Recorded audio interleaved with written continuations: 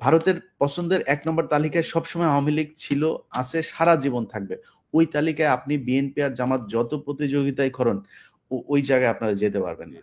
আমরা গত ৬ মাসে কিন্তু আমরা দেখছি যে সরকারের ভেতরের একটা অংশ আমাদের প্রধান রাজনৈতিক দলগুলোর মধ্যে আওয়ামী লীগকে ঘিরে এক ধরনের অনুকম্পা, এক ধরনের ভালোবাসা, হুম। এক ধরনের গণতন্ত্রের কথা, আমরা একটা রাজনৈতিক দল আরেকটা রাজনৈতিক দল কিভাবে নিষিদ্ধ করি? ওরে বাবা! মানে দরদ উথলে উঠতেছে। অর্থাৎ আমরা জাস্ট ভুলে গেছি যে আমাদের উপর কি পরিমাণ মানে জুলুম চালানো হয়েছিল, কি পরিমাণ অত্যাচার চালানো হয়েছিল। তো এই ঘটনাটা তো একটা আবার প্রমাণ করলো, আরেকটা সুযোগ দিল কিন্তু যে আওয়ামী লীগের সহযোগী যারা আওয়ামী লীগের লেসপেন্সার, বুদ্ধিজীবী, সুশীল সমাজ, রাজনীতিবিদ এদের বিরুদ্ধে আমাদেরকে অবস্থান নেয়ার, এদেরকে চিহ্নিত করার। আপনি কি মনে করেন? না, একটা জিনিস দেখেন, এই এই যে ২১শে বইমেলা, বইমেলাতে একটা ডাস্টবিন বানানো হয়েছে শেখ হাসিনার ছবি দিয়ে। হুম, ওরে তো পাবলিক টয়লেট পর্যন্ত বানানো দরকার। ওর ছবির উপরে মানুষের মানে মলমূত্র ত্যাগ করা উচিত। ও এর চাই জঘন্য। এইটারও মানে আসলে না ও। এটারও মানে যোগ্য না। এর চাইতেও জঘন্য জায়গায় ওকে রাখা উচিত। কিন্তু সেটা নিয়েও আপনি দেখেন বাংলাদেশের মেইন স্ট্রিমের পত্রিকা পর্যন্ত যে এই বইমেলা হচ্ছে খুব পবিত্র জায়গা। এখানে অ্যা হুম, অ্যা শফিকের মতো একজন মানুষ, সে কিভাবে এটা করলো? এই ন্যারেটিভ গুলো কিন্তু দাঁড় করিয়ে তারা কিন্তু মানে বইমেলাটাকে খুব বেশি করার চেষ্টা করছে না। তারা শেখ হাসিনাকে গ্লোরিফাই করার চেষ্টা করছে। শেখ হাসিনাকে নিয়ে যাতে আর কোন ধরনের এই ধরনের কাজ না হয়, এটা চেষ্টা করে যাচ্ছে। আমি আপনার এই লাইভে ঢোকার আগে মিসেস পাশার সাথে কথা হচ্ছিল। যেই পাশা ১৯৭৫ সালের ১৫ই আগস্টের একজন সূর্য সন্তান। এই বাংলাদেশের অত্যন্ত অকুতোভয় সাহসী একজন মুক্তিযোদ্ধা। তিনি আমাকে বলছিলেন, ধন্যবাদ দেওয়ার জন্য ফোন করেছেন। তো তখন তিনি বলছিলেন যে, "দেখেন, ইলিয়াস দেখো, আমার মেয়েটাকে ওরা মেরে ফেলেছে। আমি এই মেয়েটাকে নিয়েই বেঁচে ছিলাম।" বলে তিনি কান্না করছিলেন। খুব কষ্ট হচ্ছিল কনক ভাই। ধরেন আমরা আ অ্যা এই ১৫ই আগস্টের ঘটনাকে নিয়ে শেখ হাসিনাকে এই সারা জীবন এই এক ঘটনা দিয়েই কিন্তু যদি নাকি ধরেন আমি যদি ওই ১৫ই আগস্টের ওই জায়গায় থাকতাম, আমি মনে করি শেখ মুজিবের বিচার হওয়া দরকার ছিল। বাংলাদেশের মানুষ জানা দরকার ছিল যে শেখ মুজিব কি অপরাধ করেছে। এই এতগুলো মানুষ মেরে কিন্তু তাদের প্রতি একটা সহানুভূতি তৈরি করেছে। এই সহানুভূতি নিয়েই চলছে। কিন্তু এই যে আমরা তাদের প্রতি সহানুভূতিশীল, সারা বাংলাদেশে তারা কত মানুষের সন্তান বলেন, আপনি পাশার স্ত্রী কি করেছিল? পাশার মেয়ে কি করেছিল? তাকে ট্রাকের নিচে চাপা দিয়ে তারপরে মেরেছে। এটা মানুষের সামনে বলতেও পারে নাই। বজলুল হুদা, তাকে মৃত্যুর পরে তাকে জবাই করা হয়েছে। তাকে মানে জবাই করে হত্যা করা হয়েছে। মানে এত নৃশংসভাবে মারার তো দরকার নাই। শেখ হাসিনা কি করতে পারে সেটা আমরা বহু ইতিহাস জানি। সবশেষ যেই একটা আ আ এই ফোন রেকর্ড আপনার ঘুরে বেড়াচ্ছে। শেখ হাসিনা দেখেন হেলিকপ্টার থেকে গুলি করার জন্য যে নির্দেশ দিচ্ছেন, সরাসরি শেখ হাসিনা। এই যে ছোট বাচ্চাটা মারা গেল সেটার জন্য তো শেখ হাসিনা দায়ী। অতএব আমরা এই যে এই অল্পতে খুব আ কি বলে যে তুষ্ট হয়ে যাই এবং অল্পতে সব অতীত ভুলে যাই।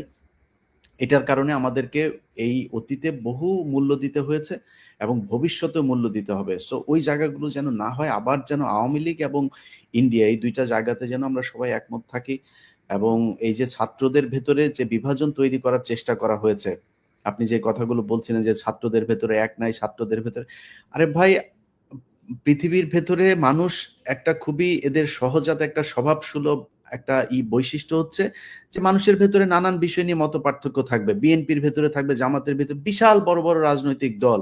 তাদের দলের ভেতরেই সমস্যা। ২ টা দল প্যারালালি চলতে গেলে তো তাদের মধ্যে অনেক সমস্যা থাকবে। সো সেই জায়গাটাতে আপনি একটা জিনিস চিন্তা করেন যে এই ছাত্রদের ভেতরে কিছু বিষয় নিয়ে মতপার্থক্য থাকার কারণে তাদেরকে বলা হচ্ছে তাদের ঐক্য ভেঙে গিয়েছে। সো এই ঐক্যগুলো যে ভেঙে যায় না সেটার একটা নিদর্শন এটা এবং ছাত্রদেরও চিন্তা করা উচিত যে তারা এখনো কি করবে। আমরা এখনো ছাত্রদের প্রতি সম্মান রেখেই কথা বলছি। তাদের প্রতি আমরা শ্রদ্ধাশীল। ৫ই আগস্ট তারা যেটা করে দেখিয়েছে এটার জন্য তারা ভবিষ্যতেও যদি ছোটখাটো কোনো ভুল করেও থাকে, ইভেন কি ব্যক্তিগতভাবেও যদি আক্রমণ করে থাকে আমাদেরকে, আমি অন্তত আমার জায়গাটা পরিষ্কার করি। আমি ছাত্রদের প্রতি যথেষ্ট সম্মান দেখাবো এবং তাদের প্রতি সেই সম্মান রেখেই বলছি যে আজকের ঘটনায় তাদের আ আমার মনে হয় উম আ এই চিন্তা করা উচিত যে আসলে তারা কি করবে। আওয়ামী লীগের ব্যাপারে যত বেশি তারা, আপনি দেখেন আজকে সারা বাংলাদেশ এক হয়ে গিয়েছে। সারা বাংলাদেশের মানুষ আজকে সোশ্যাল মিডিয়াতে দেখেন কেউ এটার বিরুদ্ধে নাই, শুধু কতিপয় সুশীল ছাড়া। হ্যাঁ, হ্যাঁ, এর বাইরে আসলে সাধারণ কোনো মানুষকে আপনি দেখবেন না যে ছোট একটা মিছিল। আর আরেকটা জিনিস কনক ভাই বলে রাখি, আমি পরে পরে পরে বলি, যদি আপনি বলেন, প্রশ্ন থাকে বলেন। না, আমি বলছিলাম যে ধরেন আমাদের এই যে সংবাদ মাধ্যমগুলো আছে, পত্রিকা বলেন, মিডিয়া বলেন, এই টেলিভিশন বলেন, এরাও কিন্তু খুব মানে এগুলো আসলে আপাত দৃষ্টিতে মনে হচ্ছে তারা একটা নিরপেক্ষ অবস্থানে, তারা কিন্তু খুব কৌশলে মানে হাসিনা আওয়ামী লীগের পক্ষে কাজ করছে, বিভক্তি ধরিয়ে দেওয়ার কাজ করছে। এক ধরনের মানে ধরেন যে এই হাসিনা ফিরে আসবে, এই ব্যাপারটা কিন্তু তারাই এস্টাবলিশ করছে নানাভাবে, এবং যেটা আমি মনে করি যে সকল সমস্যার মূল। মানে আপনি যদি দেখেন হাসিনা আজকে যে টেলিফোনে যে বক্তব্য দিল, কোনো অনুকম্পা নাই, কোনো অনুশোচনা নাই। এর মধ্যে আপনি দেখেছেন যে সে অমুকের হাত ভেঙে দাও, অমুকের বাড়ি পোড়ায় দাও, ওদের বাড়িঘর, আমাদের বাড়িঘর আছে, ওদের বাড়িঘর নাই। যত রকমের কথা। সে ক্ষমতায় থাকতে যেমন প্রধানমন্ত্রীর, অবৈধ প্রধানমন্ত্রীর চেয়ারে বসে সে যেমন বলছিল যে আগুনে ফেলে দাও এদেরকে, যারা আগুন জ্বালাইছে তাদেরকে আগুনে পোড়ায় দাও, আগুনের মধ্যে ফেলে দাও। এখনো কিন্তু সে সেম টোনে কথা বলতেছে এত হত্যাকাণ্ডের পরেও। এখনো সে ঠিকানা ঠিকানা কার কোথায় পরিবারের লোকজন আছে তাদেরকে পর্যন্ত ই করে। আমরা আজ পর্যন্ত বলি নাই যে কারোর অন্যায়ের জন্য তার পরিবারের মানুষকে, যদিও আমাদের পরিবার, আপনার নিজের বোন জেল খেটেছে, আমার পরিবারের লোকজনের উপর নানান ভাবে টর্চার করা হয়েছে, কিন্তু আমরা আজ পর্যন্ত বলি নাই যে কারোর অন্যায়ের জন্য কারোর পরিবারের উপরে হামলা করা হোক। তিনি কিন্তু এখনো বলছেন কোন জজের কোন এই সমন্বয়কের পরিবারের কে কোথায় আছে এগুলো লিখে রাখতে, এগুলো সব হিসাব নেওয়া হবে। তো আপনি কি মনে করেন এই যে ধরেন এখন আমাদের রাজনৈতিক দল, বিশেষ করে প্রধান রাজনৈতিক দলগুলো বিএনপি, জামাত, তাদের আসলে আমার মনে হয় যে তাদের ভাবনাটা আবার মানে রিথিঙ্কিং করার একটা সুযোগ আসছে আর কি। তারা যেভাবে ভাবছিলেন, আপনি কি মনে করেন? আপনার কি না, পরামর্শ? তা তো অবশ্যই। আমি ধরেন সমস্যাটা হয় কি, বাংলাদেশের মানুষের ভেতরে একটা চরম আকারে প্রতিযোগিতা কাজ করে। এই প্রতিযোগিতাটা তারা অনেক সময় অসুস্থ ক্ষেত্রেও প্র্যাকটিস করার চেষ্টা করে। যেমন আমাকে নিয়ে ধরেন, আমাকে যদি আমি একটা জামাতের ব্যাপারে একটা কথা বলি, তখন আমাকে বানানো হয় আমি বিএনপি পন্থী। আবার বিএনপির ব্যাপারে একটা কথা বললে আমাদেরকে বানানো হয় জামাতপন্থী। ভাই, আমি জামাতপন্থীও না বিএনপি পন্থীও না। আমি আবার যদি জিজ্ঞেস করেন যে আমি কোন পন্থী বলতেই হবে, তাহলে আমি জামাত বিএনপি পন্থী। কারণ আমরা এক জায়গায় আমরা মানে ঠিক আছে, সেটা হচ্ছে আওয়ামী লীগকে কোনো ছাড় দেওয়া হবে না। আওয়ামী লীগকে যেই দল যত বেশি ছাড় দিবে, আমি সেই দল থেকে তত বেশি দূরত্ব বজায় রাখবো। সো এই জায়গাটাতে ঠিক থাকতে হবে।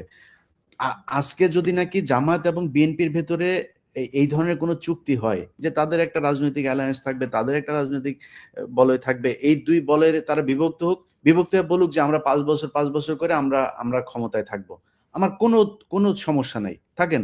কিন্তু আওয়ামী লীগ এটা এই দেশের কোনো রাজনৈতিক দল না, এটা ভারতের একটা রাজনৈতিক দল, এবং ভারত তাদের সব ধরনের বুদ্ধি, পরামর্শ, নিয়ন্ত্রণ সবকিছু তাদের হাতে।